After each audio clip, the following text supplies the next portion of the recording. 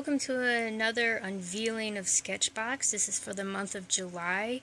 It's kind of interesting, but they didn't switch up the artwork. Last time it was the same one by Brenna, and I got the same one this time. I mean, that's okay. Nice work, Brenna. She gets a feature twice. And I had already opened it, so let's see what's inside. Ta-da! Alright, so they did it a little bit differently this time. So we still get our nice little card. Meow. Featured artist Kayana. So they still have the featured artists in here. So that kind of gives you an idea of what they're going to do for this month. This month, yes, they are celebrating watercolor. So what they did is they broke it down into individual items and pricing. Watercolor postcards. Oh, nice. That's pretty nice. It's by Daler Ronnie.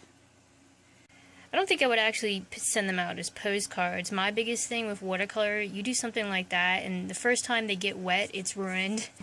That's been my experience of it, so I don't think I would actually do that unless I put them in an envelope if I were sending them somewhere. But otherwise, I mean, you just use it as nice little watercolor paper. That's cool. And of course we have some nice kitty toys, which my cat is always thrilled. And it's interesting because I said I always wanted one of these. This is actually Sketchbox signature water brush. Now they have a signature water brush, which is nice. And the funny thing is I had already bought some of these because I'd seen other reveals inside other boxes from different artists, and I said, oh, I would really like to try it, and I did, and lo and behold, they send me one. But that's okay, because it's still the same. But what I really like about this one, if you can see it through the pack, it's got a nice little pen top, so you can clip it on something, so that's really nice. Let's see what else we have. And we have a nice bamboo brush.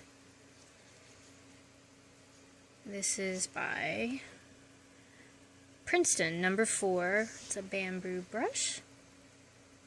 So what we have here, sap green. That's by Winsor Newton. Now these, I have not heard of, these little small tubes.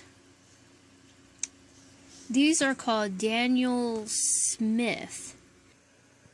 Let's see. So according to the information card, they're highly pigmented and finely ground than any watercolors on the market.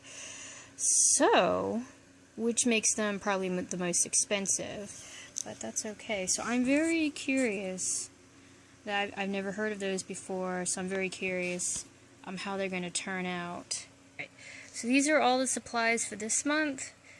The signature water brush for Sketchbox, a bamboo brush, number 4 Princeton, 2 Daniel Smith watercolor tubes, 1 Winsor Newton sap green, and a Daler Downey watercolor postcard set. So that's kind of cool.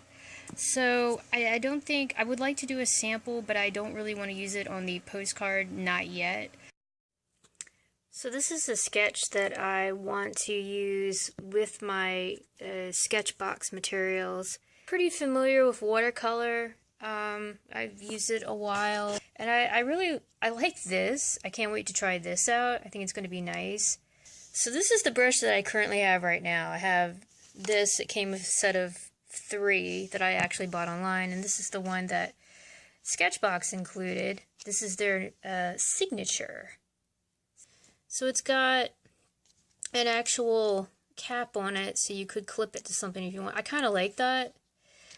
This doesn't, it's just a top. That's it. Yeah. So, but I mean, it all works the same. Now I kind of like the bigger brush. I feel like there's more room for my hand to grab. It feels more natural. This is a very short something. It's kind of weird that it's short. Why is it so short? This feels more natural because it's longer, you get more water in it. Now, even with the smaller water brush, I never felt like I was going to run out of water. I've never used it on a big project. I've just used it on smaller. This is just regular printing paper. So I'm actually going to transfer this image to Bristol paper and use a series of my ink pens to kind of clean up the line work a little bit. I do like the concept of this. It's supposed to be two of my characters. It's Wisdom and Glory. The mask in this piece sort of represents something different than just, oh, you know, just cover your face. Yes, you cover your face, but Wisdom has white hair. It wouldn't matter what mask he wears. So the mask in this case would probably represent a darker side. Not that he turns evil or anything, but he ends up helping people with different abilities. And those abilities are what others deem as threatening. So that's kind of what this piece represents. But I thought it would be just cool to test it out and go with that. Okay, bye.